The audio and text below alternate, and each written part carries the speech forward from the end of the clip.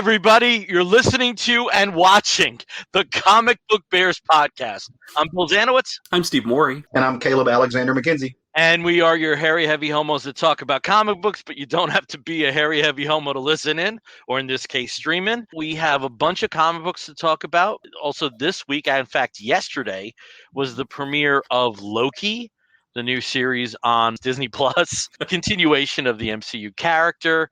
And we all saw the first episode, and we're going to talk about that, as well as aforementioned funny books. So Loki, I don't know which of you two want to start talking about it. Up in the air. So who wants to go first talking about this series? It looks like Steve.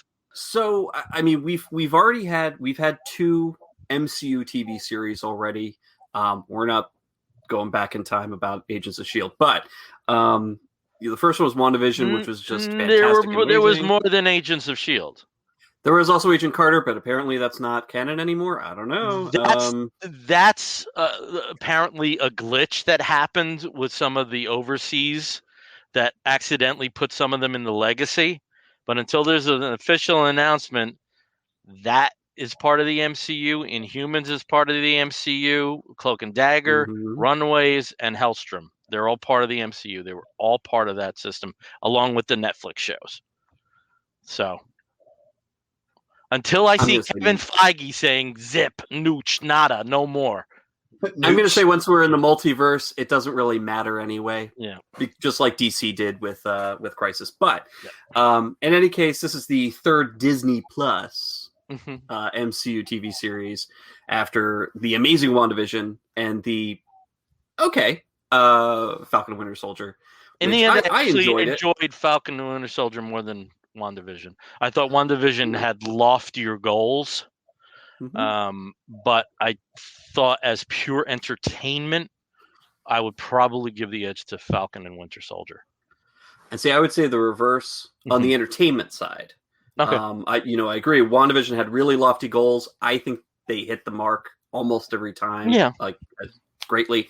And Falcon had a lot of great action, but there were some choices, I think, some narrative choices that kind of hit some dead ends to me. Certain interactions I think could have gone a little bit further. Maybe some scenes that could have been tightened a bit. Yeah, we're not talking about that. Well, some amazing moments. You're wrong, but we're not talking about that tonight. Okay. So. I'm never wrong. Honey, you were just very wrong about something 5 minutes before we went on. All right, go ahead. We've got Loki. We got Loki.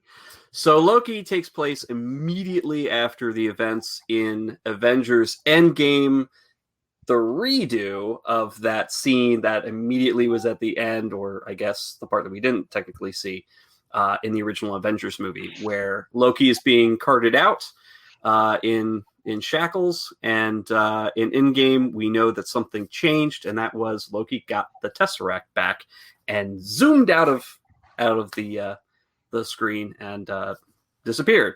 We don't know what happened to him. Well, now we do. He ended up in Inner Mongolia for some reason. And in appearing in Inner Mongolia, he encountered some interesting people, some military types that just come right out of thin air. Doors open up in thin air, and of course come out and basically call him a variant and capture him to bring him back to the TVA. And of course, after that happens, in a very confusing, very fun little sequence there, we find out that the TVA is the Time Variance Authority, who, as a collective bureaucratic department, is responsible for maintaining the unified timeline across the multiverse into a single timeline that was put in place, I guess, by the timekeepers. So we're going to talk about those. But Loki is, of course, confused, really frustrated, because he's Loki, and he's like, what are all these little piss ants doing? I'm a god. What am I doing here? This is ridiculous. And he finds he's absolutely powerless to change his current state. Meet some really interesting characters. There's some really great actors in this. Gugu Mbatha-Raw plays Ravonna Renslayer, which I'm not too familiar with, but she is a comic character. Wunmi Mosaku, who played Ruby in Lovecraft Country, one of my favorite actors from that show, and she doesn't have a huge part in this, but she does have a pretty fun role on screen. And then also one of my crushes, Eugene Cordero, again has like a very, very quick role as sort of a poor little peon, managing inventory and evidence in the files. And of course, we've got Tom Hiddleston reprising his role as Loki, and Owen Wilson as the agent. We seem to have lost Bill. We have lost Bill, but the people listening didn't know that. But he's back. I'm back. He's back. But yeah, I was just wrapping up. Owen Wilson playing Agent Mobius, who I believe is also a character from the comics, who I'm not very familiar with. And the dynamic between the two is pretty dang cool. Lots of great dialogue. This is a very talky episode. Mm-hmm. But it was a lot of fun. And it was a lot of great exposition. You have some interesting asides of some evil variant that's skipping through time and killing agents and causing havoc and creating these splinter branched pathways that could potentially create even more havoc in the multiverse. And lead to either a collapse or possibly another war. Again, all things that happen in the exposition. But the quick twisty reveal at the end. Surprise, not a surprise, not sure. Don't want to ruin it just yet until we talk about it. But I thought this was a really great first episode. Thought it was fun, yeah. So you were talking about the other two like big television series that we've had here lately. WandaVision tickled my intellectual fancy way more than a lot of things in the MCU have ever done. I found it to be the most layered than anything the MCU has done before, and so that, like, to me, that's my favorite. For similar reasons that I enjoyed Jessica Jones from the Netflix series. I thought there was more there to think about than a lot of the other shows. Whereas, Falcon and Winter Soldier, made me want popcorn. Like, I just wanted to shovel popcorn into my face. And it was a big, dumb, fun adventure. This does something that neither one of those two do. I mean, there were things in Falcon and Winter Soldier that I think culturally were important. Obviously, lots of context and layers. But at the end of the day, punch and fight your way out of it. This does something really interesting in the fact that I'm not a big fan of time as a mechanical device in anything really, but this plays with it really well. And I thought, like, as I was watching it, there were moments where I'm like, oh, but how are they going to explain this? Oh, that's okay. They just did. So really off the bat, they kind of like raised and dismissed so many roadblocks that they could have had. So I think that, like, they're on the ball. I really appreciated that. Love seeing Tom Hiddleston in anything. All in all, yeah, it was like Roger watched it with me, and he was kind of in the same boat. He's like, this seems like it's going to do something different, and I'm curious. And I think that's where it left me, is just kind of curious more than anything. Yeah. My big reservation with it is that I've never had Loki as a favorite character. Because I do think there's so many inconsistencies there that rarely ever reconcile. His love for, his undying love for his mother, that kind of came out of nowhere in the trajectory of the Marvel films. There are certain comic book treatments of him that I've really enjoyed. I loved the Loki that was in Dan Slott's Mighty Avengers. I loved that version. I loved when they offered him membership in the Avengers. Because they were like, hey, because of you, we even exist, and his reaction to that, I thought, well, God, he's got a nice take on that character.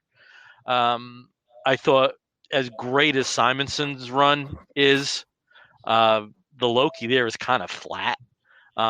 So there's, I imagine it's a fairly difficult character to write long term. I think Hiddleston is great in the role. But I just never really cottoned to the character. I thought Owen Wilson was perfect. I thought this was perfect use of him.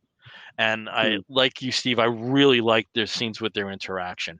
Who was the actress that was kind of like the drill sergeant one?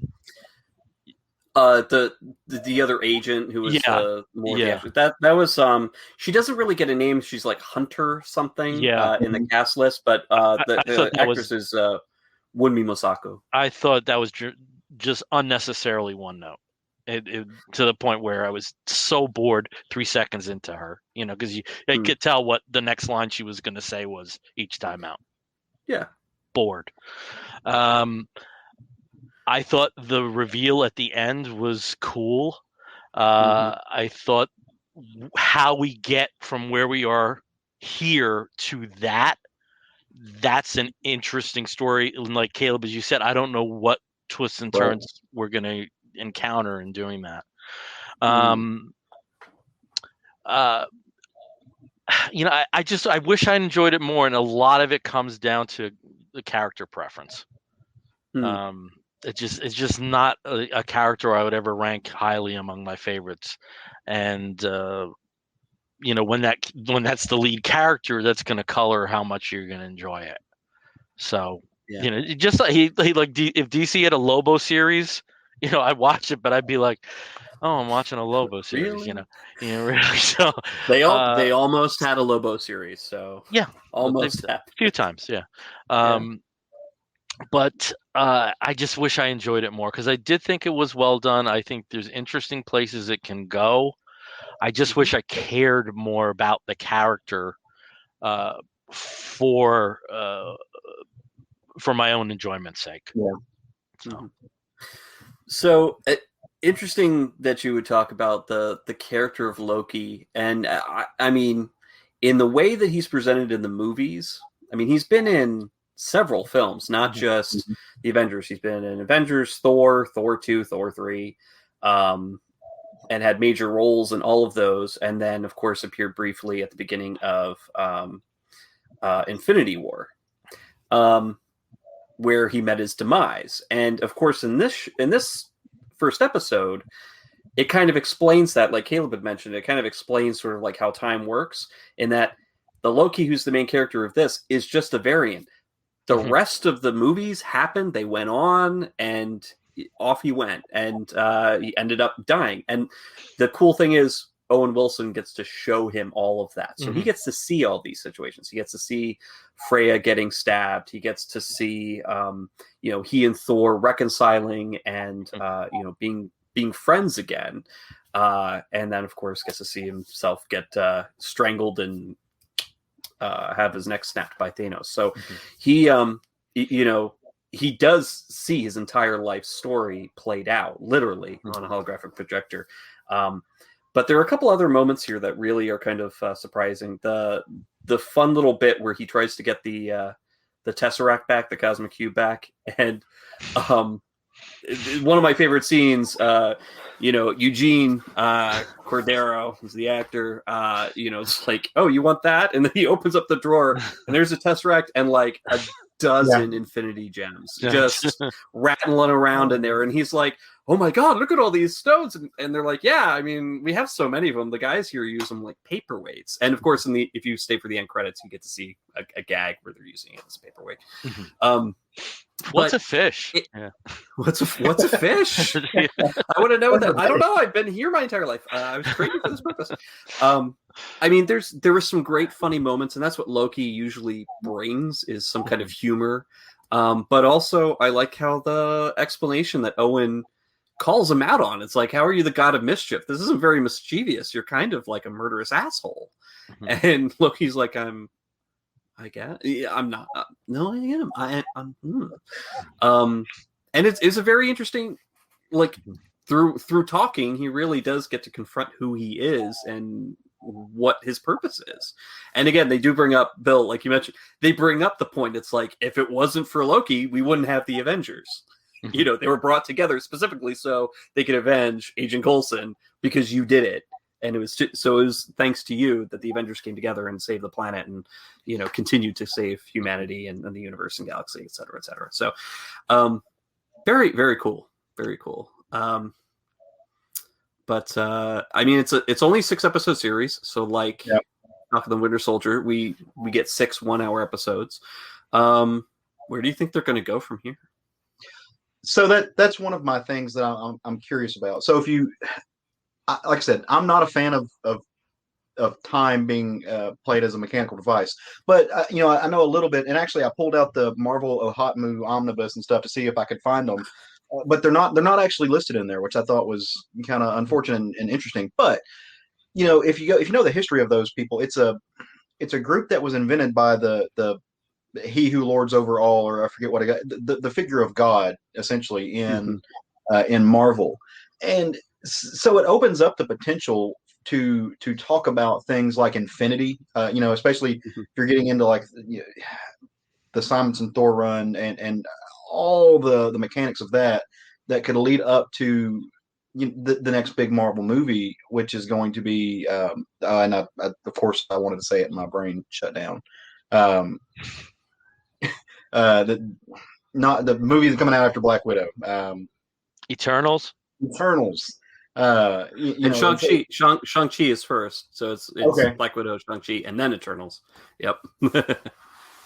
So there's a lot that could lead up to that this show could actually plant the seeds for, and I'll be curious if they get into that, leading up to things like Infinity and the one above all, which is I think right for this type of show, right? Like if you're gonna take me out of the standard timeline and you're gonna show me really this Kirby-esque mechanics 1970 style universe that juxtaposes the monotony of everyday life in a cubicle versus the building blocks of time and all these other different time streams that also still plays by the rules set up in the Avengers in the Thanos timeline.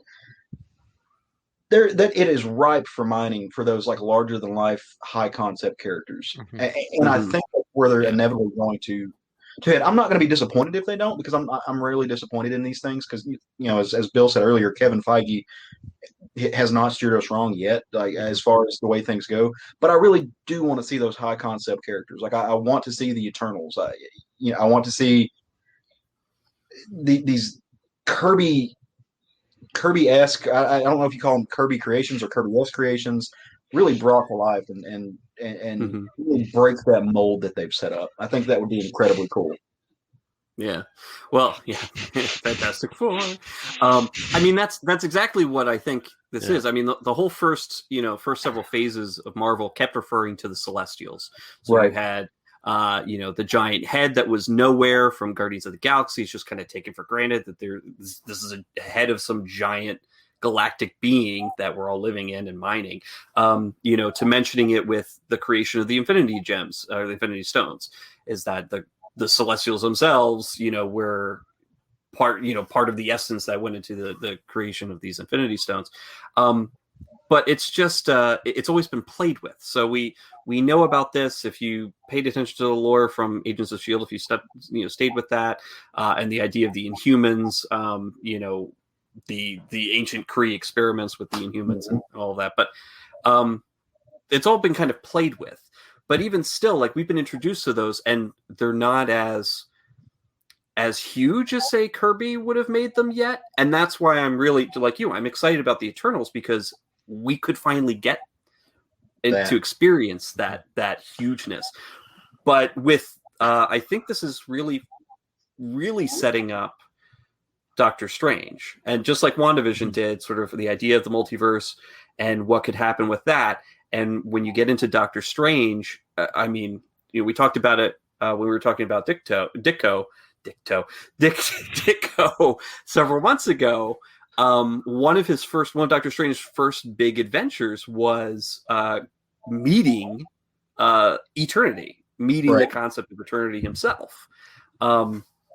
And I mean, this is setting that up, I think. Once we get into these giant, like bigger than the galaxy, bigger than the universe, like overarching things. I mean, it's the next step is seeing these giant like the concept characters, the Marvel concepts of the universe, personified, like Eternity and the Living Tribunal and other such characters. So maybe we might have some more inkling of that in this show. I mean, the Timekeepers, the fact that they're talking about them is kind of interesting. Or is it? Or is that a red herring? I don't think so, given... I don't think so. Yeah. Just going on my gut. So we're actually going to possibly see these Timekeepers? Or some version of them, possibly. And I do know, I did do some wiki diving, so maybe it's the Timekeepers? Maybe it's not the Timekeepers who are the Timekeepers? I'm referring to the Time Twisters, so I don't know too much about the history as much, but I do know that the Time Twisters and Timekeepers are kind of two sides of the same coin, more or less. One set of three was created in a really shitty timeline where everything went wrong, and they were basically breaking the timeline. And then, of course, the ones that were created that went well in the good timeline. So you have good and bad, but are they really? There is no good and bad, and I think they do mention this in this. In the first episode, where it's like we don't really look at it in terms of good and bad. We just look at it and like this is what's supposed to happen because that's what's supposed to happen.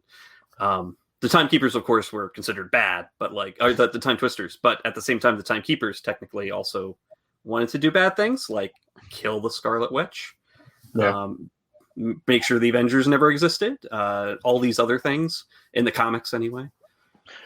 In terms of the big concept Marvel characters, with what we know about What If, which I know they've said is MCU, yet it isn't.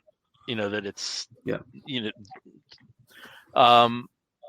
is there any confirmation if the Watcher's involved in that? Yeah, I think wasn't there like a glimpse of Uatu just like appearing in sort of like in one of the trailers? I think they had a very short like clip of Uatu, and potential isn't he also potentially the narrator? That's what I mean. Yeah, because I think he's a good Kevin Bacon. 6 Degrees of Uatu, in terms of linking a lot of these forces, which for me also would include naturally Galactus.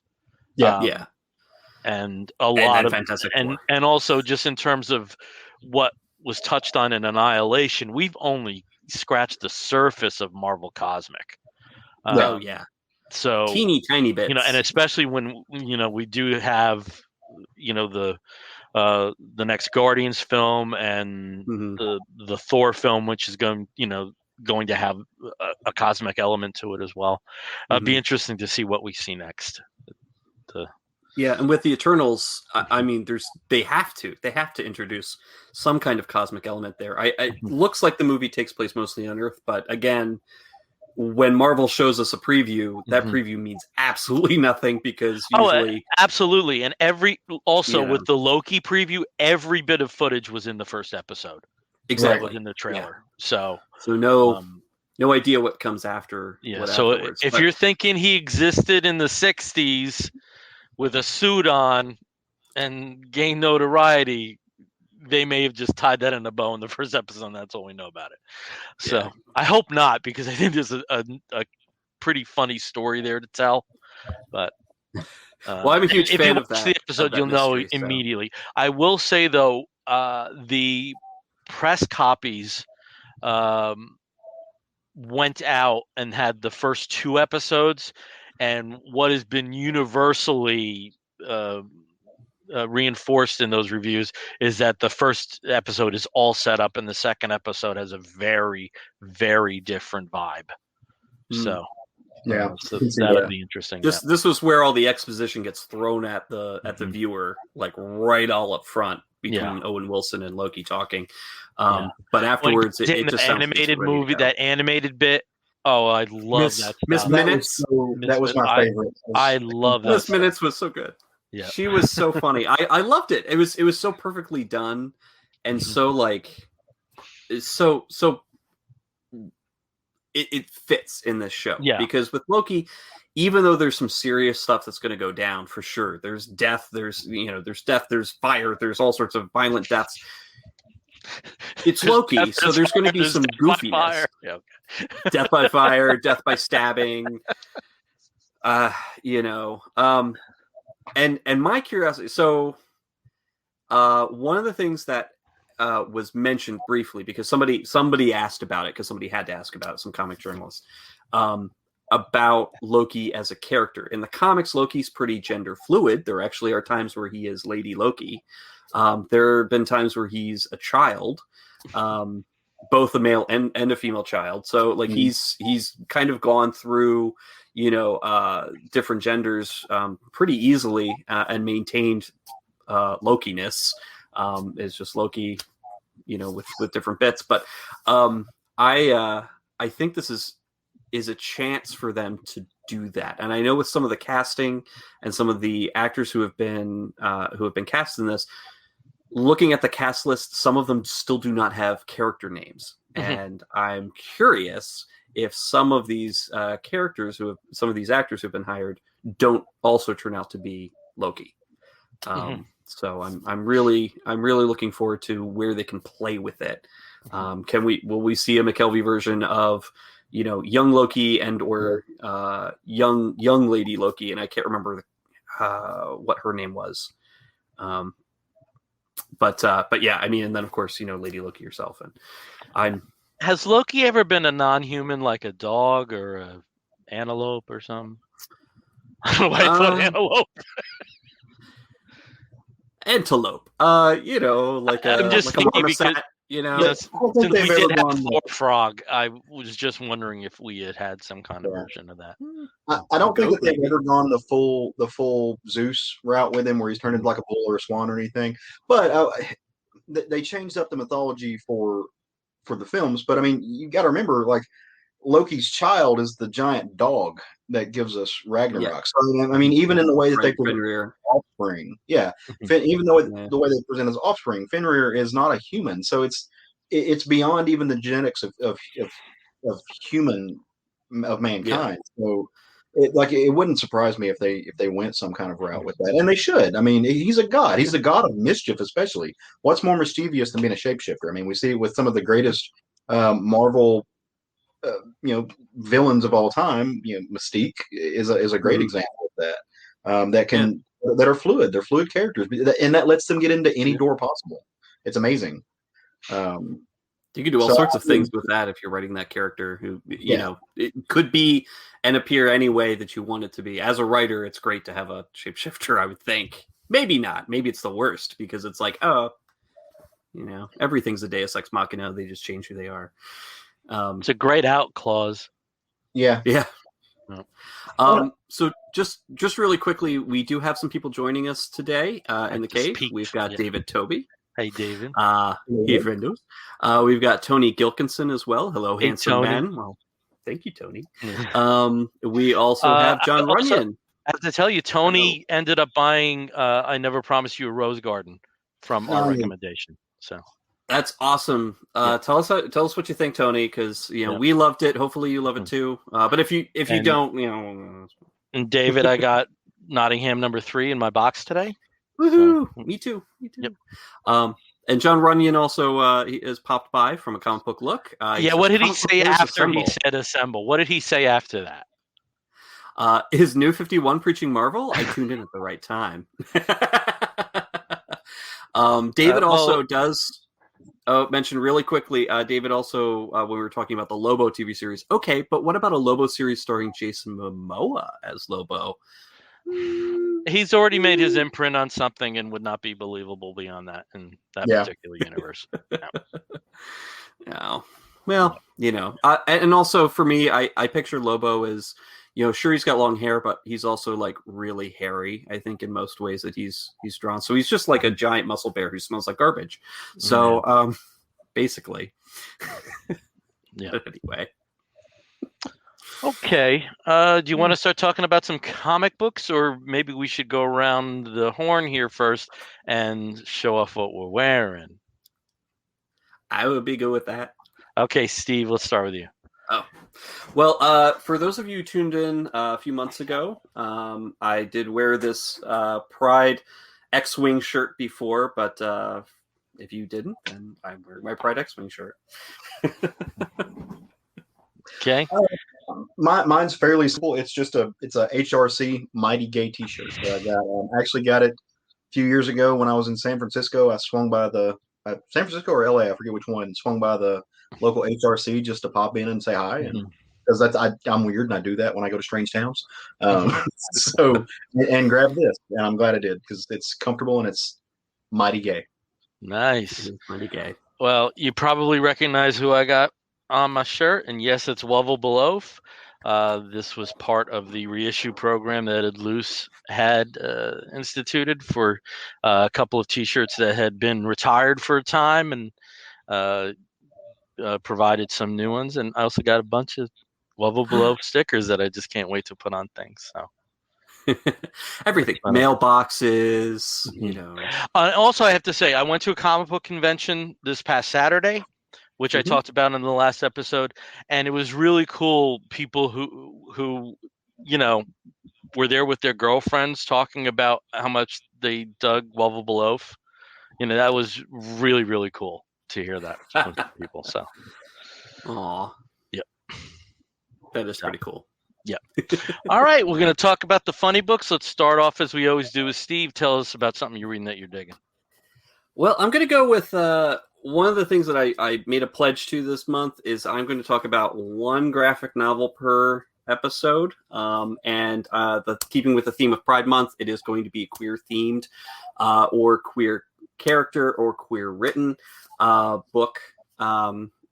That I'll be talking about. And so for this week, it is Cannonball by Kelsey Roten. And I believe this is Kelsey's first full book. And it started off, I believe, as different web comics that were then, I think, compiled together. But this came out in 2019. And it's published by Uncivilized Books, which I'm not familiar with. This is the first Uncivilized published book that I've read. So this is pretty interesting. It's got an interesting I'd say it's had some pretty varied feedback from lots of readers and lots of critics. Some critics really enjoyed it, and some readers really loved it, and then some not so much. And I think a lot of it hinges on the main character, Caroline. Obviously, in a book like this, it's a character study of Caroline, and she is a lesbian who is just out of college. She just finished her program, her BFA program in writing. And so she's at that kind of sensitive age, that 22, 23, where you're kind of in the middle of things. You've spent the past, 14, 16 years of your life in school. Everything has been academic. And now you're flung into real life. And she doesn't want to leave. She wants to stay in academia, but she didn't get into a grad program. So she's just kind of trying to maintain her life and maintain sort of the intellectual social bubble that she lived in all of college. So just so you know, she is not a very likable character. She is constantly lording her intellect over other people. She's very full of herself. She talks about the pain, is basically living in her spleen, to use the old romantic term. She's constantly just talking about the pain of herself in the universe and how, people just don't understand. They can't understand. If they did understand, they would hate everything about me. And thankfully, she has a relatively level-headed group of characters that are around her. Her best friend, Penelope, who is also a lesbian and was from the same writing program. Her other friend, Trevor, who graduated a year or two ahead of her, who ended up going straight into marketing work and all of that, and then hires Penelope as well. She's just a messed up girl. And she has a lot of struggles that I think a lot of people have coming right out of college. And I think Kelsey does an amazing job at highlighting that by being very much in the head of this character. I know I've thought some of the same things. I've had the same weird social intellectual bubble that happens when you're surrounded by theory and, you know, other intellectual, you know, type of discussion. I mean, when you're in school, the things you talk about with your colleagues is very different than when you're out of school, when you're out of an academic environment, when you are in real life, when you're in a new job, when you're, you know, trying to get along in life. You can't just sit down and talk about like the darkness overwhelming your soul and why that's really important and why everybody else is a complete and utter fool other than you and the people who think like you, and, you know, without having a lot of backlash. You know, and I think she pretty much personifies that kind of character. So that's why it's hard to like her. Especially for somebody, you know, for somebody I know like me, where I probably had a lot of conversations like her with people. And we all kind of, you know, sat around intellectually, you know, spitting a lot of this stuff out. I think there's a lot more depth to this character. And if you read very deeply into it, I think Kelsey does a really great job at bringing out something understandable about this character. She writes a children's book, and about halfway through, you start seeing excerpts from this book that ends up putting her on the path to massive success and renown. And she hates every second of it because it almost negates the fact that she is a tortured artist. How can you be a tortured, put upon artist if what you're putting out there is actually enjoyed by people? And she hates herself for doing it. She thinks she's selling her. She herself thinks she's sold out, and that nobody understands the real message of her story. But at the same time, you know, she needs to get over herself, and I think she sees that by the end of this book. But anyway, it's pretty heavy in some parts. It's definitely good. Her relationship with her ex Sophie really screws her up. Her frenemyship with another ex of Sophie's, Emily, is very much triggered me because I've had people in my life very similar to that. I think this is great. I think it's a really good read if you don't immediately throw it away after the first 20 pages. Because if you really, really hate Carolyn, it's going to be very hard to finish this book. But if you can stick it out and really see kind of the ups and downs and the way that her psychology is presented, I think you're really going to enjoy it. So, Kelsey Roten's Cannonball.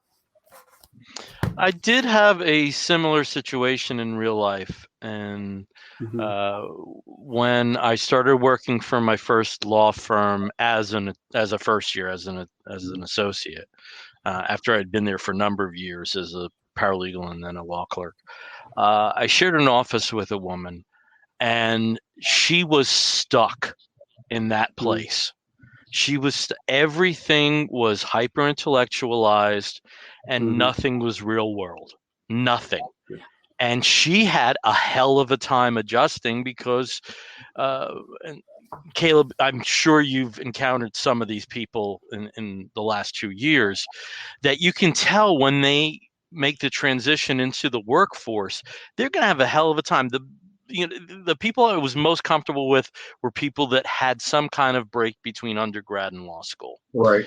And there are some people that never have that break. You know, it's just a trajectory that's solid and smooth, and they just bounce from that to that with just 3 months between those two worlds. And when she was tasked to do what I thought were very simple things, such as calling clients, you know, a complete inability to do it, a complete inability to relate to them as somebody who would not have the same intellectual base that she had when discussing, you know, either a deposition date or something like that. I often wonder what happened to her, because I would not be surprised if she never shook that off. You know, if she never shook that off. So I think what's really I'm sort of interested in reading that on that basis, since I did have exposure to that very closely and sharing an office for 7 months. Yeah. But I didn't have a great time sharing that office. So yeah. Yeah. Well, and I think Kelsey does a really good job of illustrating this with Carolyn. Carolyn thinks, because she's so intellectually advanced compared to everybody else around her, that nobody understands the concepts that she's trying to put out. Right. The fact is, and this illustrates it, other people are having those exact same crises of consciousness, conscience, same self-doubt, same whatever. It's just the vocabulary that's being used. She can't relate to other people, and they can't relate to her because they're speaking different languages. And some of them are saying the same things, or some of them have gone through the same things, but she doesn't believe them because they're not using the same overflowered, overextended language that she is to describe those situations. And a lot of times it's hard for people to talk about why they're screwed up or things that are troubling them or things are problematic and how they don't relate to other people.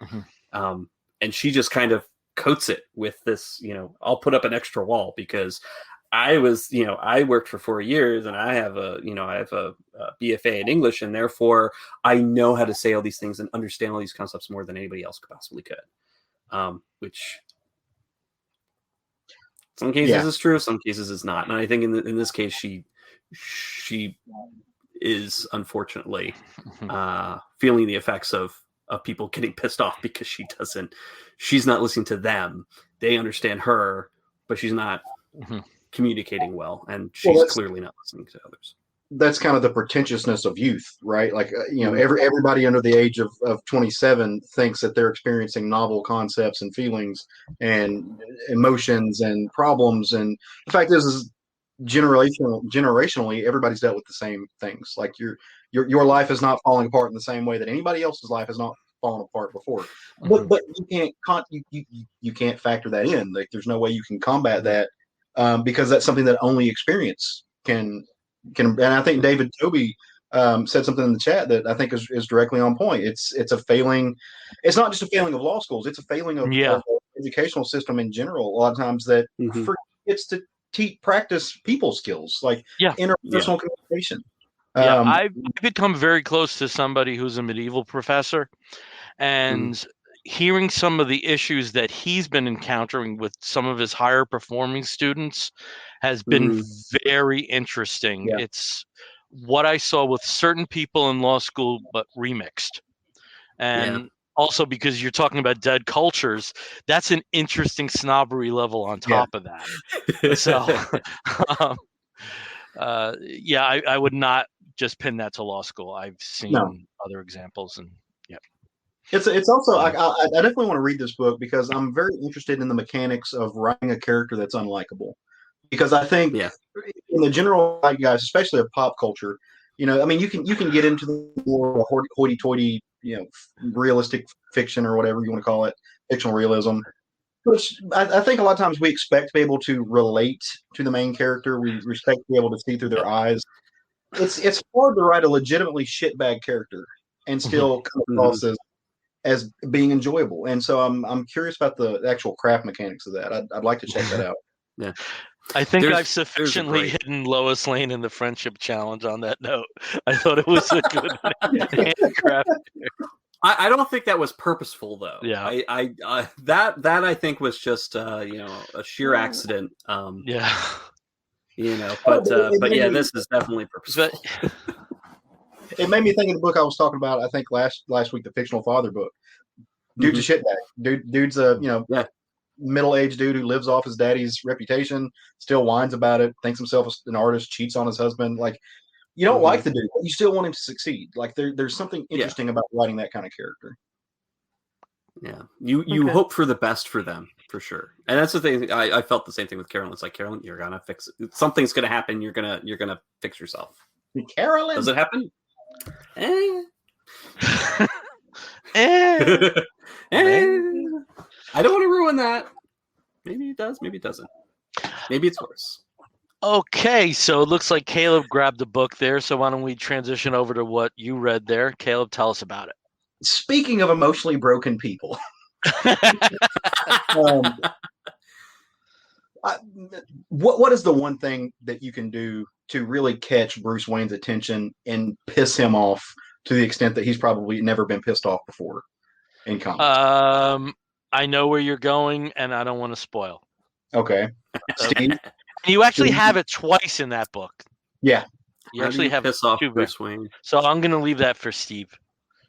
How do you piss off Bruce Wayne the most? I mean, hey, he's had several characters that continuously vex him. Catwoman has always been vexing to him for different reasons. Harleen, good old Harley Quinn, has been vexing because she's just a nut, but she also is morally kind of ambiguous. And the Joker's been vexing because, well, he just kills everybody and makes life hard. I don't know. How would you vex? You're off. How would you're you? So off. You're thinking too hard in it, but that's okay. But that's the beauty of it, because there's lots of ways. But you go back to his roots and you take his parents away from him one more time. And that's exactly what Mark Waid did in 2000 in Justice League of America, The Tower of Babel. That's how he kicked it off. I don't know if you guys can see that. I just bought sorry about the glare, just bought the really cool hardcover. Got it. I had never read this before. I'm super excited. Really? I've heard good things. Nope, first time. As legendary as I think this story is for what it does for the relationships in Batman's life. But like I said, Mark Waid and Howard Porter in the year 2000 did some groundbreaking work. Well, okay, maybe groundbreaking for me. I really. Caleb, if you knew the early episodes, then you know of my distaste for Howard Porter's art. I say yeah.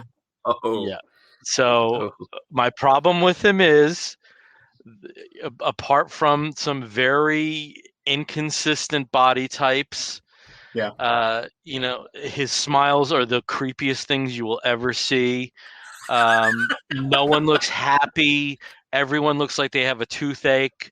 I'm just not a fan, and it's a shame because the JLA run, which was Morrison, and then seamlessly into Mark Waid, and then seamlessly into Joe Kelly, is one of my favorite comic book runs of all time. And I wish my enthusiasm for it would be more amplified, but I just don't like him as an artist.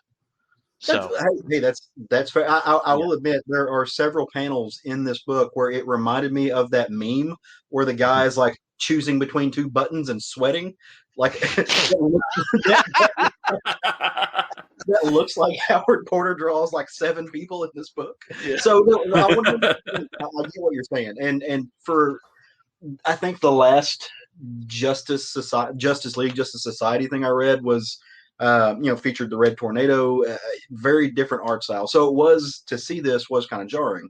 But I didn't mind it. I thought it was, I think for what it was, especially on some of the earlier issues before they get to this run where Howard Porter draws, there's a 2-issue arc that takes place on Rand where the Justice League goes to Rand, and they're dealing with Adam Strange and his wife coming back.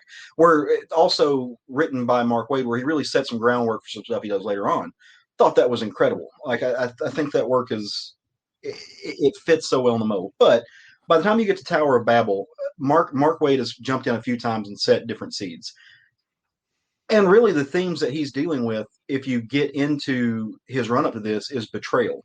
If you've read Tower of Babel, you realize, and from the history of it, really who Batman is, and the fact that Batman trusts no one, and he's constantly dealing with the fact that he's going to be betrayed by those he loves the most, and by believing that and by taking actions on that, he ends up inevitably betraying those who trust him the most. It's this really cool dynamic. This is the story, and I'm not going to claim to be such the historian that I'm going to make the statement this is the first time that had happened. I have no idea. I don't know if we'd seen this before.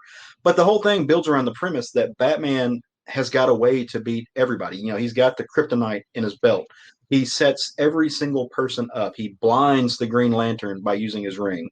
He sends flamboyant nanobots all over Martian Manhunter to just drive him insane. He does all these things, but they don't know why it's happening, right? They have no idea why these things are taking place in the story. All they know is that things are breaking them across the board, and they've got to stop it. And they don't know how, and they know that Batman's really not into the picture. Something is distracting him. And the thing that's distracting him is that Ra's al Ghul has dug up his parents and stole the graves of Thomas and Martha Wayne. Going right back to his roots. The thing that really made Bruce Wayne, that drives Bruce Wayne or drives Batman, to this day. And it's, for a little bit, it breaks the Justice League. And throughout the story, it just almost breaks your heart, because especially when you read it now, because the mistakes that Batman or Bruce Wayne is making. You know the legacy that these characters have after that, and the friendship between Batman and Superman, the friendship really between Diana and Clark and Batman, the Trinity. You see him take these steps, and you're like, don't do it. Like, why did you do that? How could you do that? And we know he has to. There's been several times where it's played off, and that's the only reason they exist. But I think Mark really breaks it down in the story to the really nuanced psychological notions of the very conditional relationships between these characters. They are close. They have the bond. They have the connection, and they do love each other. But for Batman, everything is conditional. Everything is if and then. With his relationships, and he really hits that point home. You get some great scenes with Ra's al Ghul and Talia, especially in the story. If anybody hasn't read this, I encourage you to go. You can get this hardcover collection. Is beautiful. It's got a bunch of stuff. Like I said, it's not just the Babel storyline. It has a wonderful introduction where Mark Waid goes in and talks about needing to take a break after he finished his Flash run. Like he was tapped out, and so he did. And they were going to give him Justice League, but they let Morrison take it over. And and it just thrilled him, because in the introduction he calls Morrison his favorite comics writer of that time. So it made perfect sense. But then he started seeing what was happening, and he wanted to inject a little bit of it. And they came back and said, hey, like, start, I think, with issue 18 and write a 2-issue arc and plant a seed. And he did. It's the great story. And this is back in Superman Red and Blue days, where there's lots of things happening, but mostly somebody has broken the time continuum. There's been a character who's invented this machine that really it messes with probabilities in the way that you think of a character like Domino from Marvel would mess with probabilities, but it's doing it for him. It's setting him up to make him the best. But you take one thing to his benefit, and it makes it a detriment to the other, and it all revolves around the number 7.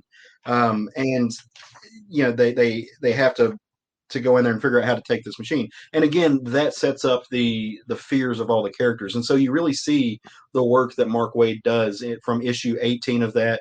Then he comes back and does the Adam Strange storyline and Rand, same themes, seeds planted.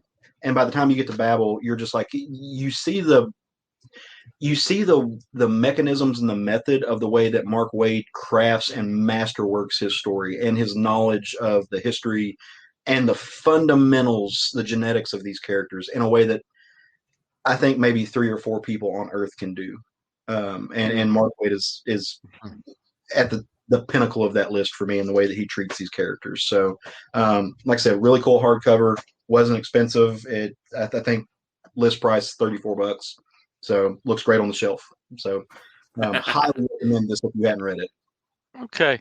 The only thing I'm going to say with that is there's a big tonal difference between the early issues where he was effectively a fill-in writer for 4 and then 2 issues. Right. I think the Dunnan one about the White Martian masquerading himself as Bruce Wayne, I love that story. That is a textbook Dunnan one story. Mm-hmm. It also has one of the funniest moments ever in JLA history, where Plastic Man is disguising himself as Big Barda's dress. Then I also love the way that Waid can tell volumes within a few lines, right, because after that's been exposed, you just see one Armani later. He's very good at economy sometimes, of moving the story forward, but you know everything you need to know about what happened off panel in those 3 words. I was a little surprised though that material was. I mean, I'm not surprised because it is everything Wade did for JLA up to this run, up to him becoming the regular writer with Tower of Babel. I think with Tower of Babel, there's some really wonderful moments. The tension between Superman and Batman, and the way that Clark is so speechless at points. Right. He doesn't say much, but what he says, is like a thunderstorm to Bruce. I think Bruce is somewhat redeemed in that those contingency plans included taking himself down. Right. And I'm surprised that wasn't really referenced in the story. You have a wonderful sequence at the end of the story where you have basically everybody voting whether to keep him or not. Yeah. And their rationale for it on one end or the other. And of course, it comes down to Superman, and then there's the surprise at the end too, right. Which led into some of the next few issues, the Batman-less next few issues. I still maintain that I will always be a periodical comic book reader because there's certain things that you have in your possession that you don't have from trade reading later on. I'm not saying it can't be a valuable experience. I'm not saying that at all, but there's a certain dynamic that's in place. And, like you said, Caleb, you have this more frantic than usual version of Batman for 2 issues. And, it's not just that, his parents are gone from the resting place. He knows he's caught, though nobody else does. And, that's affecting him. And, that moment at the end of that issue where he says, "It's my fault," I was like, what the hell is the next issue going to be? Like, where did this come from? And I also like the seeds that Tower of Babel planted in other areas, Grant Morrison has said, this was the moment Batman went too far. Yep. And, there's a lot of backtracking in Grant Morrison's run, that led up to Batman RIP of, kind of taking him down a few pegs of, making, that he's so hung up about dealing with people who have the powers of gods and goddesses that he tries to make himself the most like that as he can. Right. And he had to become more of a human being because this was a time that he had gone too far. It was well-intentioned. And, I also liked the comparison to what John Jones had done. And, that was something that was completely understood by the other team members. And also for people, if you're listening to this plot and you're like, well, I don't read JLA, but this sounds kind of familiar.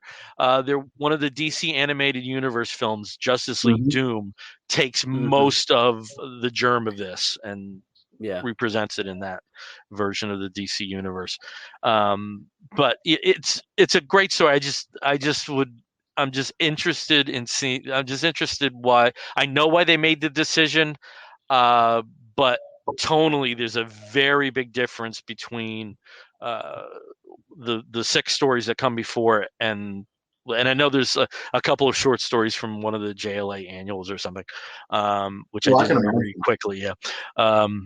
But so like you said with the Adam Strange stuff, that wonderful moment at the end with Martian Manhunter and Adam Strange, it's somebody who Adam Strange lives a life where he doesn't think anybody understands what he's going through, and yet there's somebody right there. Right. Yeah, there's a lot of cool moments through that. Yeah. And revisiting that story while I'm in the midst of reading Tom King's Adam Strange, I shouldn't just say Tom King, but Tom King's and Mitch Jarrett and Doc Shaner.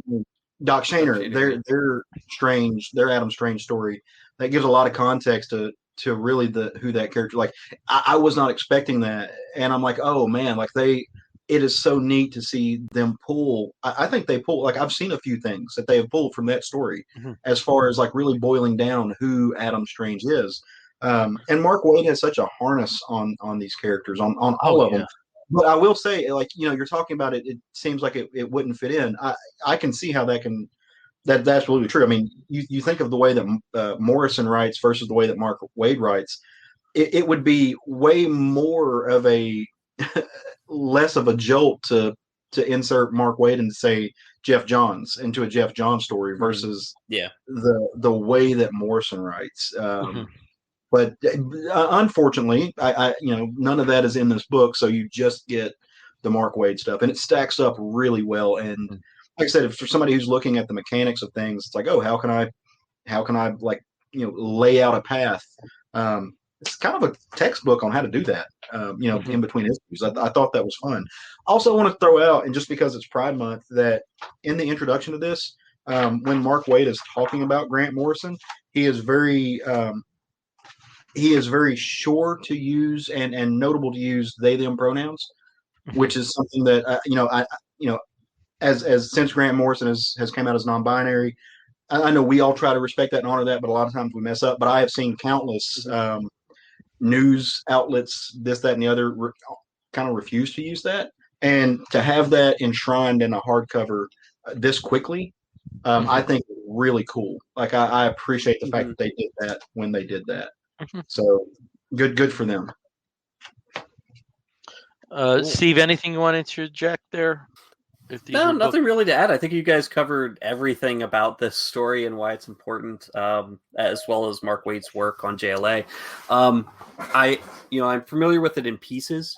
I've never read the whole, all of his stuff together. I've never, Tower of Babel, the collection, I haven't read, but I've read bits and pieces. I've read a couple issues here and there. Throughout the years, because of course I had to always go back and read it. It was during that time I wasn't reading comics, or at least superhero comics. That Batman story, that whole trope of him being the weakest character in the Justice League because he's the most human, puts him on that edge of, is he a hero or is he just fully a villain, just waiting for his moment? And, with having a way to take down everybody around him because he doesn't trust them 100%. And he does have that sort of constant, of course he would never really say it, but that constant fear inside that this, something could happen, and that person could turn against me or turn evil, and I would need to stop them. Just putting all that together, and then of course having it all blow up in space. It just kind of shows how, with I think up to that point, because that was written in 2000, that up to there, you've got 60 years of Batman basically being more or less unbeatable. Even the stories where he's with Superman, there's always that like rivalry that happens where Batman's like, I'm going to prove that I can be just as good as you, even though you are basically, a god.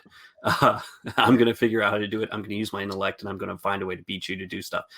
In the 60s and around then, it was always sort of like it was cheeky, it was friendly, but here it's like, no, this is the dark underside of Batman needing to be the last man standing, needing to be on top at all times, and being able to stop anyone around him, which makes him essentially a villain.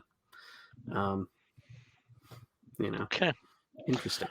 That ties into a book that I read that I'd like to talk about, and that is book 4 of The Other History of the DC Universe. And as you see here, this is centered around Renee Montoya. Again, The Other History of the DC Universe is written by John Ridley with art by Giuseppe Camuncoli. I'm sure I butchered that. And a couple of other artists contributing. And it's basically focused on the characters of color in the DC universe. We've had profiles of Black Lightning and Malin Karen from the Titans and Katana. And this time around, we have Renee Montoya. Renee Montoya is someone who came to the United States and to Gotham City as an undocumented alien from the Dominican Republic, and she's also a lesbian. So we have this detailing of her life in the other history or history of the DC Universe format. Throughout the story, we have her very unique takes on what growing up in Gotham is like, on the Bat family, which is really something. It was interesting because she does have a romantic history with Kate Kane, aka Batwoman, and yet that really didn't change her opinions of the Bat family, according to this. And just a commentary of somebody. Again, Gotham City, can represent Chicago. It can represent Manhattan. It can represent various areas. According to the DC Atlas, it's in New Jersey. So, I know some urban centers that you can make some Gotham City-esque arguments, that I have a connection to. And seeing Gotham City through her eyes is a very interesting take. Again, the character of Renee Montoya actually was originated outside of the comics in Batman the Animated Series. That was her first appearance. Greg Rucka truly gave her life as a Batman family character. And what we have here is a commentary of somebody, again, she eventually becomes the Question. But for most of the time that we've known her, she has been a non-superpowered character. And the perspective that she offers is something that we really haven't seen, or we haven't seen voiced in the way that probably should have happened well before. Ridley must be the biggest fan of Greg Rucka, because there are small, teeny, tiny elements of Nomad's Land and some other things that Rucka and 52 and things that Rucka was part of that he just inflates to proportions that you didn't think were possible. This has been consistently a really good series, and this is a very welcome addition to it. I'm surprised this wasn't bannered for Pride Month because of because of Renee's discussion in this book, and especially from the Latina community of a particular issues arise from backgrounds with the Catholic Church, and her estrangement from her family. There was a lot of material in here that I thought would have been well spotlighted from that Pride logo, because I do think it's a story that should be read on that basis, but it's also at the same time that's disruptive of a much bigger project here. So I understand why they may not have done it. But from her perspectives on Crispus Allen, her perspectives on Harvey Bullock, on Jim Gordon, on Batman, on perceptions of who these maniacs that take over Gotham consistently are, and a theory that they're all the offspring of these twisted offspring of some of the richer families, which certainly is the case of Penguin and Hush, but not all of them. But the average person on the block on Gotham doesn't know that. Her moving up the ranks in the GCPD, and her dealing with prejudice and straight,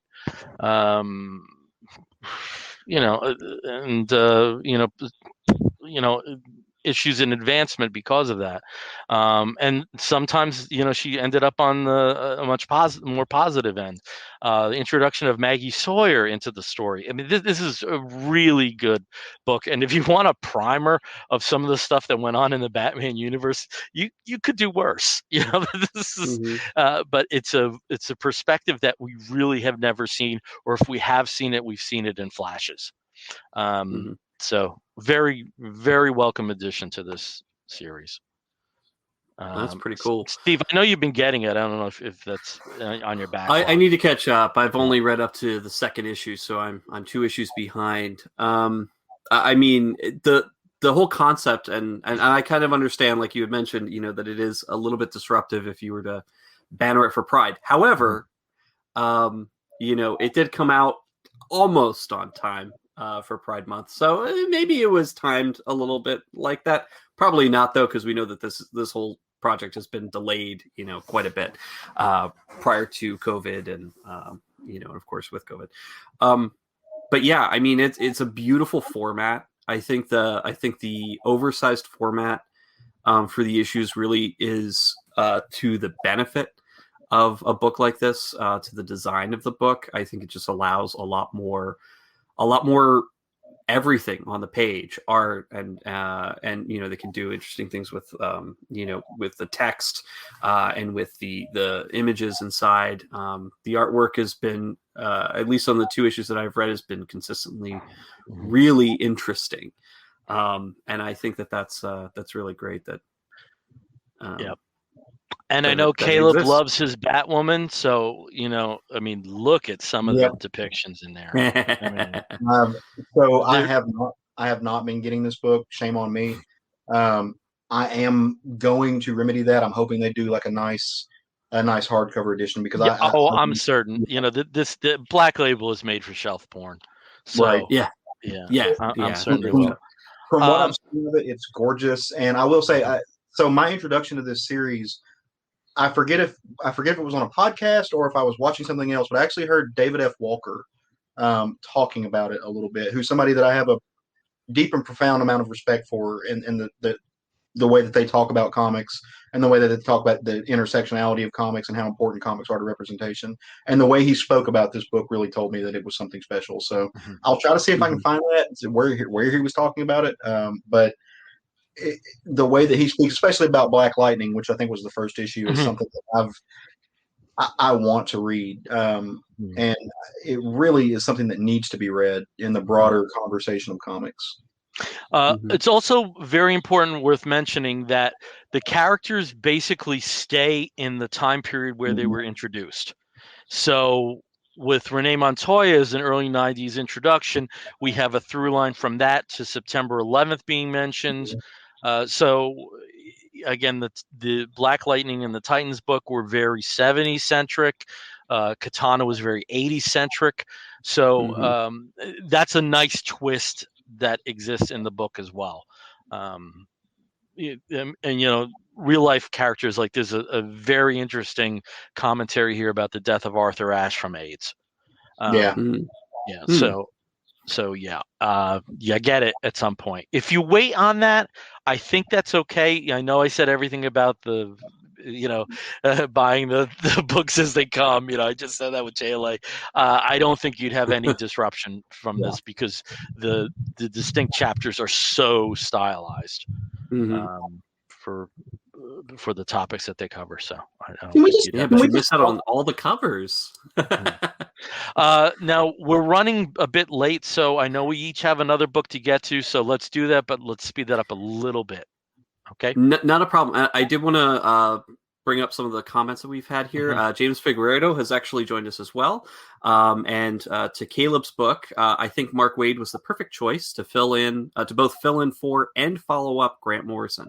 I love that era, and it's really nice to contrast Busiek's Avengers that was published at the same time. And I think that's pretty good. And then also John Runyon has to make a comment here. If Nighthawk and Squadron Supreme were in charge of Gotham, it'd be a different vibe. World's Greatest Detective per Heroes Reborn, which we're completely unaware of. I have never heard of that initiative from that other company. I'm sure it means nothing. And then we're also joined tonight by Anthony Comito. Montoya, as the question would be a welcome addition to Batwoman. Anything to make that show more interesting. And that was actually something I also feel that they missed out on. I know that they had, I want to say Renee Montoya was in Supergirl in a couple of the earlier seasons. She was boring. And then was gone really. Oh, that was boring. Yeah, there was not much going on there. Unfortunately, would have been really good for Batwoman, but You think it would make an excellent foil for Supergirl's sister, but somehow it didn't work. It didn't work out. Yeah. And I think that character has been more or less replaced by is it Sophie? No, I don't think Sophie is an analog at all. No, not really an analog, but sort of like fulfills that role kind of for the Kate, cop who's for also Kate, possibly. Yeah. But no, I don't. Romantic. Yeah, no. She, her grounding, Sophie's grounding is far different from Renee's. Yeah, I in know, regards to why she's part of law enforcement. Yeah. Yeah, if we throw in another cop who's also a lesbian who has something with Kate Kane, I don't know if it'll work on the show. But hey, So I'll quickly talk about the second book that I had up here, and it is specific for the DC Pride cover version. So it is Crush and Lobo #1. This beautiful cover is brought to you by Yoshitaka, and it's very gorgeous. I love it. And basically, this is the first issue of the new miniseries for Crush and Lobo. Crush being Lobo's daughter, who was introduced in the last Teen Titans series, the one that came out before Teen Titans Academy. And she was an integral part of that series. And at the beginning of Teen Titans Academy, I believe she quits. She quits the team and goes off because she's angry and she's got a lot of rage issues. But in this book, we find her with a girlfriend, a cute, normal girlfriend named Katie, who she absolutely loves and adores and thinks that she is completely not good enough for. Katie loves her. She doesn't know why. And of course, she makes a big mess of Katie's birthday party, leading to a potential breakup right off the bat. So we're introduced to the character, and then now they're breaking up, which is a little sad. But she has a nice heart-to-heart with Artemis, and we also find out that her father, Red Arrow, not Artemis, Red Arrow. We find out that her father, Lobo, is in prison somewhere, potentially somewhere in the galaxy, we don't know, and wants her to come and visit. So with all the crap that's going on in her life, she decides to hit the road to go see Daddums, and that's going to end up being crazy. This book is brought to you by Mariko Tamaki, who of course is everywhere these days, and I love it. She really gets characters who are queer. Of course, Crush being a lesbian. I think that she is going to be able to write her very respectfully and very well. And then also the art is very good by, and I'm going to mess up her name, Amanke Nahualpine.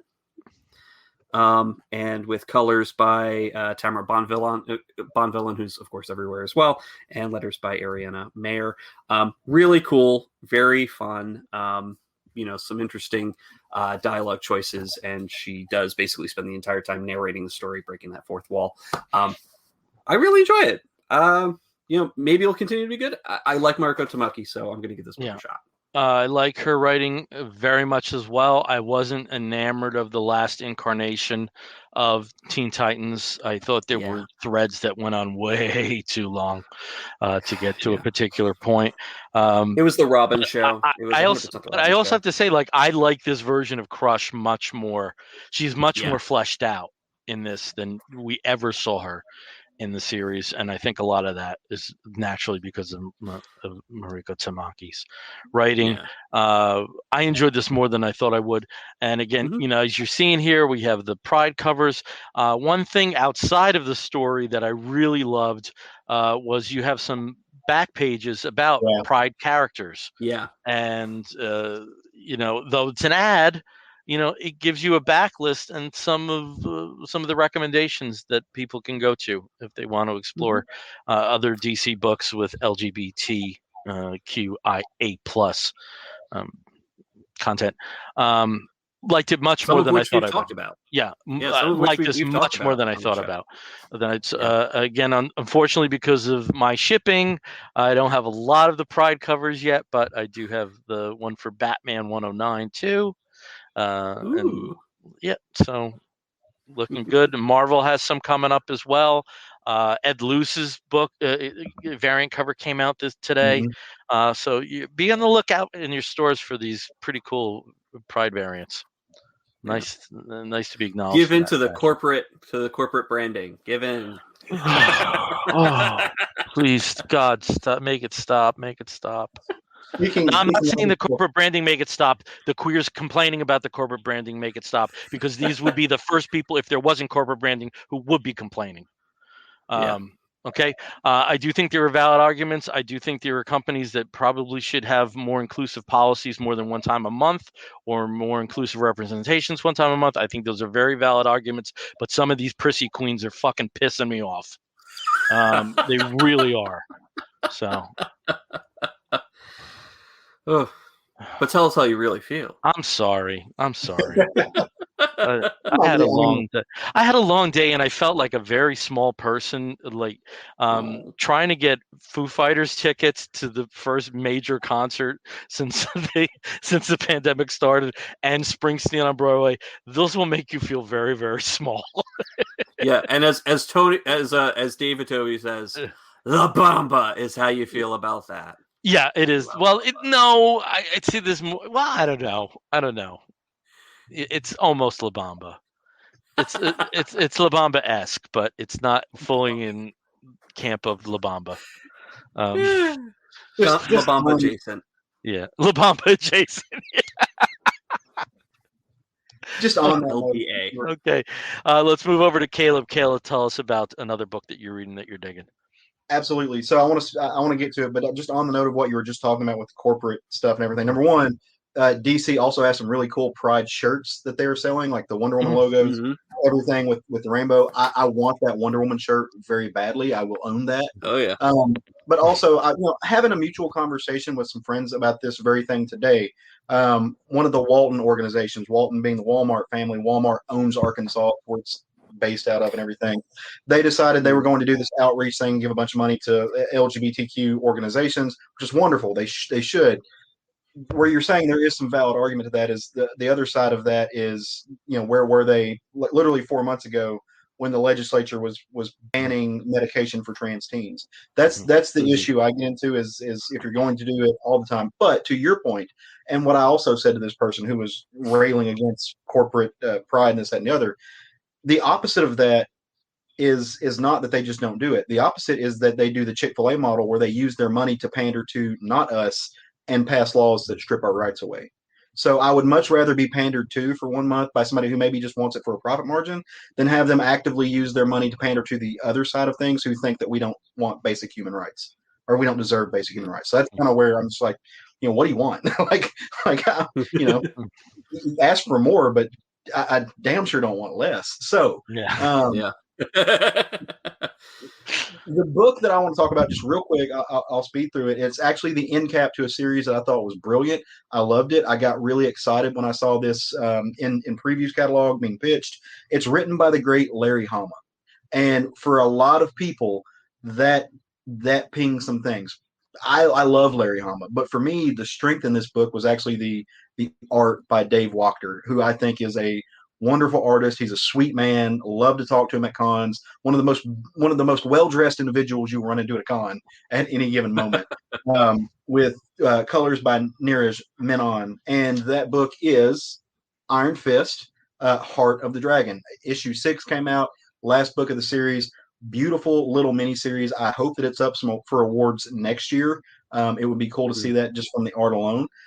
Essentially, this book it's supposedly in continuity, but it's also set to where it doesn't have to be.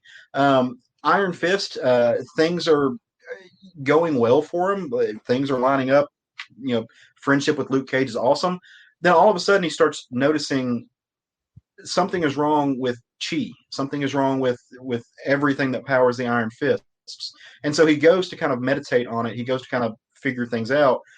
And what he is slowly but surely realizing is that somebody is killing the great dragons of heaven. There's 7. 7 is actually a number that's popped up in a lot of things I've read tonight, including the Jedi. But something is killing these dragons, and they're stealing his hearts. They do some investigation. He gets a really kind of a team together of some of these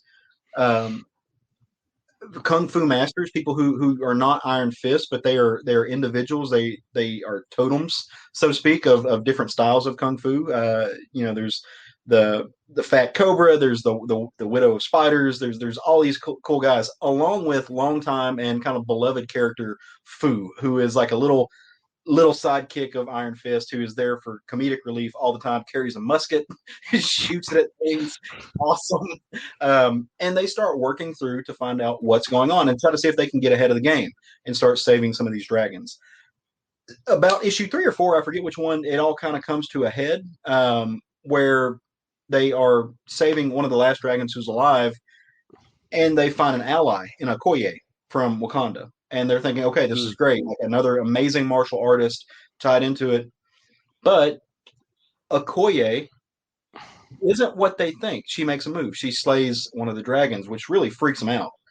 But it's Okoye, right? Okoye is not a bad person. There is a method to the madness. By the end of the series, they figure out what's going on. It's a culmination. It's bringing the forces of the chi together. Dragons are, in sense, if you think of the great history of Iron Fist, Shao-Lao the Undying, they are in fact undying.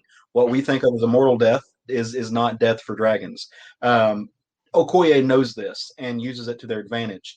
Of course, there's a villain, right? There is somebody who has instigated all of this. It's this figure who is trying to amass all the powers of Chi by stealing all the hearts of the dragons.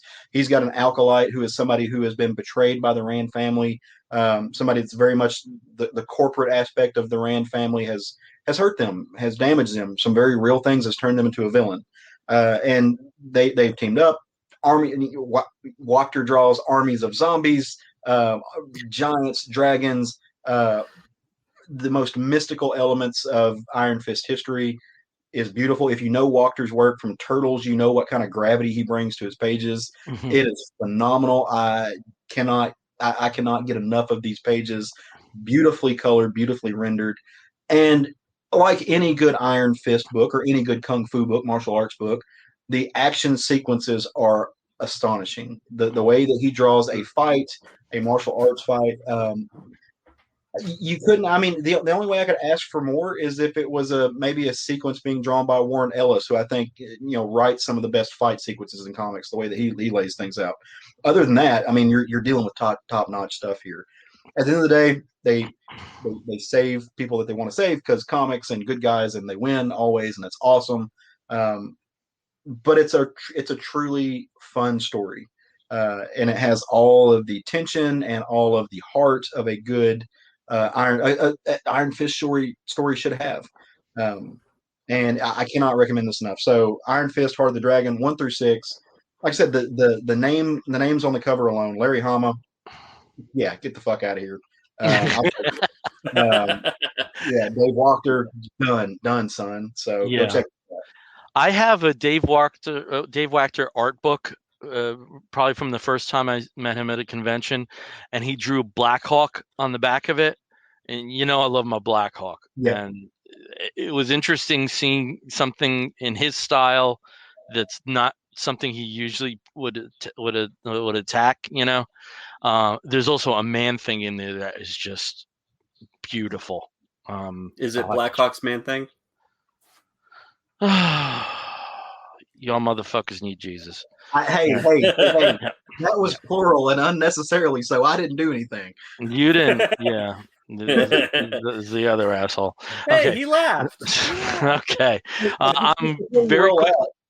I'll show some of the pages from this if you can see it. Have you also seen Wachter's Godzilla? Yeah. Oh man, that's gorgeous stuff. Okay, I'm going to talk about this book rather quickly. I know that Caleb read it as well. This Fantastic Four life story, #1, covers the 1960s. It's written by Mark Russell with art by Sean Izakase. I believe that's how you pronounce it. It's so funny. We always these unfamiliar artists that we talk about. We always deliver their names as if a nun's going to smack us. It's fun. Really okay. Let me bust your bubble on this.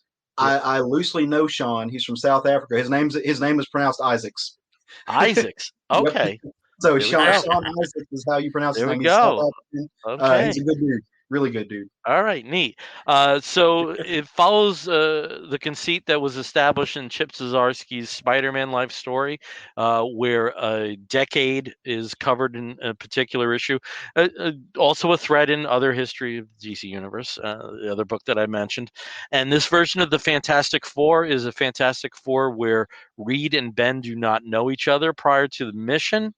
We have the input of real-life characters, most prominently in the positions of President Kennedy and President Johnson within the timeline.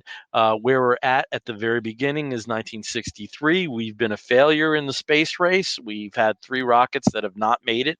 And Reed Richard is engaged to see if he can change that. And just the long story short, they put something together, funding is pulled, and they decide they're going to go off anyway. And who's going to go off but the 4 people that end up becoming the Fantastic Four. There's a novel explanation of the 4 outfit. I did think that there were some elements of the 60s I would have liked to see. I think Ben Grimm may have been an interesting mouthpiece to form some discussion of the civil rights movement around. I also do think because Johnny is a teenager at the start and still a young adult at the end of the 60s, that his interpretation of hippie culture and where drugs and youth were at, I thought may have been interesting. We do have there's a very cool one-panel cameo by the Beatles.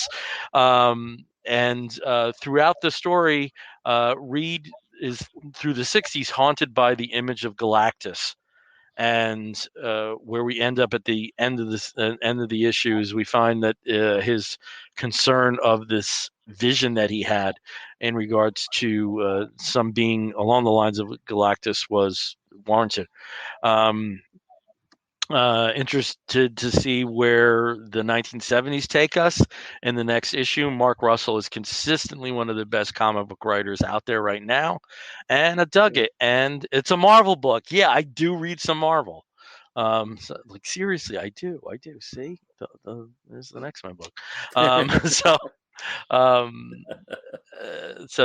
That is a book that I really dug, and you might too. So. I'm right there with you. Like you said, I read this, and number one, I love the conceit. I love the conceit of they're actually aging in real time, which even makes it better that they actually Sean actually draws Johnny like a teenager here. Whereas a lot of things, he's as tall as Ben. He's as tall as Mr. Fantastic in a lot of books. He looks like he's 25 to 30 in a lot of books. He's straight up a twink here. Like he's just a teenager. It's awesome. And my favorite moment, and it's something that Mark Russell tries to work into most of his books, there's always a time that they break the fourth wall.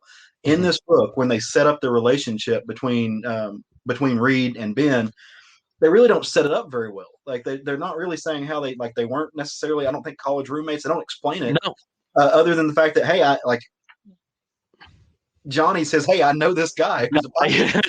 How does Johnny, he's a teenager, how does he know a pilot? And they actually ask him, and Johnny turns around and has this look on his, like he looks into your eyes, and he's just like, I don't know. It's this wonderful moment. We might get there, we might not. We've only got a few issues. Yeah. Where he breaks the fourth wall, and that's not a character I think of when I think of a breaking the fourth wall. Yeah. But it's just so perfect. It works out so well. You can't say enough about Sean's work. I always say this. I will always work in once an episode where I see a piece of art where I want to own it. There is a page in here where they are fighting Mole Man for the first time. Mole Man is my second favorite Marvel villain. I love the Mole Man. Okay. I think he is awesome. Like if they ever show me Mole Man on the screen, I'll flip out. Yeah. It's just so cool. He from a narrative standpoint, his storytelling is amazing, but visually he understands the essence of these characters and just nails it from his expressions to everything. It's just badass. Like it's great. Yeah, I can't wait to get more of this. Yeah, I can't wait to see what terrain is covered in the next decades. Yeah, be really interesting. Okay, well, we're going to start wrapping this episode up. And when we wrap an episode of the Comic Book Bears podcast up, we do so with a segment we call the Woofs of the Week segment. In the bear community, if you find a fellow attractive, you woof at him. And we do something very similar here where we spotlight something which may be a comic book, but it may also be a film or a TV program or a charitable initiative, anything under the sun that we think you, fair listener or viewer, may be interested in sampling. I'll start as I always do with Steve. Steve, what is your woof of the week? My woof of the week is Sweet Tooth, the TV series on Netflix. And, the people who watch the show know why Sweet Tooth is really awesome.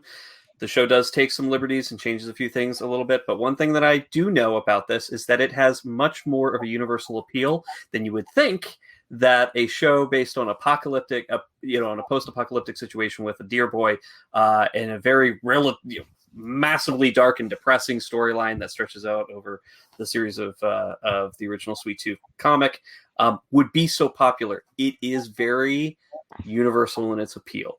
So what I'm recommending is I recommend Sweet Tooth, the TV series, to be recommended to people who do not read comics and see how they feel about it. If they really enjoy it, recommend the comics to them.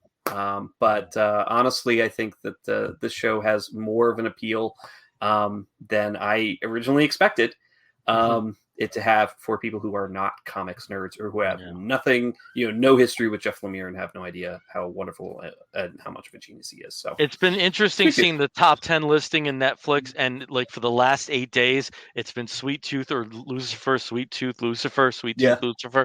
Both shows based on comics that are watched by more people who have never read the comics. Touch comics, Okay, I have watched the first 2 episodes. I look forward to watching more. I just haven't had the opportunity yet. Yep. My husband loved it. He watched and our neighbor who was not a comic book person came up to him today and said, "You all should watch this show. It's called Sweet Tooth on Netflix." And it's like, yes, we know of it. All right, over to Caleb. Caleb, what is your woof of the week? All right, I'm going to take a page out of Steve's book this week and talk about a TV show, which is, I don't do quite often. But there is a new show. I say new. It's new to me. It's on HBO. You can also find it streaming on Hulu. And the show is called The Mayor of Easttown. If you haven't seen this show, it is spectacular. I love it. I fell in love with it from the first episode. It stars Kate Winslet as this kind of small Pennsylvania town detective. For those of you who haven't seen it, and she is dealing with a number of things from being, a older female detective in a small town that's riddled with drugs and family angst, and everybody's cheating on everybody, and bodies are just dropping of young women, and she has to figure out what's going on with it. It's got an all-star cast. Jean Smart plays her mother, and Jean Smart cracks me up all over the place. You also have a mix of characters. David Denman, who's a character that I didn't know from this, very woofy. He plays her ex-husband. Could get it all over the place, and then also for those of you who like American Horror Story, your boy from American Horror Story, Evan Peters, is all up in this. He plays another detective that steps in. The mystery, so to speak, all circles around these young women who are missing / are continued to be murdered in the town, with lots of side drama. So I really dug the show. Check it out. Okay. Does she spend a lot of time talking about hoagies? Does she spend a lot of time talking about hoagies from WoW? Have you guys seen the takeoff on Saturday Night Live of this Murder Dirter? Yeah. No, Murder Dirter. You have to see Murder Dirter. Murder Dirter. You will probably be cracking up after you see that. Yeah, Murder Dirter. All right, I'm going to break the mold here. I'm not going to talk about a comic book. I'm going to talk about someone in my life, and that is my straight concert husband, Thomas Moynihan. On July 15th, 1991, we saw our first concert together, which was Joe Jackson and Jill Sobule at Radio City Music Hall. And on July 15th, 2021, we're going to see another concert together, and it's Jill Sobule. So what are the cosmic chances 30 years later to the day that we would be able to together see one of the artists at the first concert we ever saw? There's something very cosmic about this. I haven't been following some of the developments with Conscious, because they've kind of been at breakneck speed lately with things being introduced and announced. So I didn't even know about this. So he laid out what my birthday gift was. So unfortunately, that's a Thursday, so there will be no Comic Book Bears that night. But just wanted to thank him for that. And I shudder to think how old you two were on the date of my first concert. I didn't want to think about it because and he was probably baby, right? What year was it? July 15th, 1991. 4.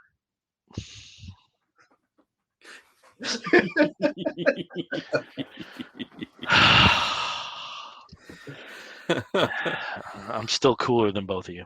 No doubt in my mind. Anyway, Tom, thank you very much for that. I'm super looking forward to it, and just the cosmic. We said cosmic a lot on this episode today. Cosmic has worked it, but it's a cosmic confluence that what are the chances? Well, no, I'm enjoying the result of those chances. So, so that's my Wolf of the Week. All right, so we're wrapping this one up. Again, we are the what do you have for me, Steve? Is it a comment from somebody? We've got comments just before. We've got some last minute comments here. Sure. David says his Wolf of the Week is this damn podcast. So thank you very much, David. Thank you, David. James is agreeing with Caleb. Your priorities are all right. And Tony Gilkinson, of course. Thanks, guys, for the recommendation last week of I Never Promised You a Rose Garden. Got it on Sunday and read it straight through with a heart. So hopefully that means he really liked it. I also got some feedback from. Yeah, I also got some feedback from somebody who bought it from our show who is not a comic book reader, and they really enjoyed it. So I don't know if they want me to say who they are, but I love seeing feedback like that as well. That's so cool. Yeah. We're gonna push Manny. Manny's gonna make some sales. Yeah. Why are all these gay men with beards? Why are they on my foot? What's happening there? All right. Anyway, all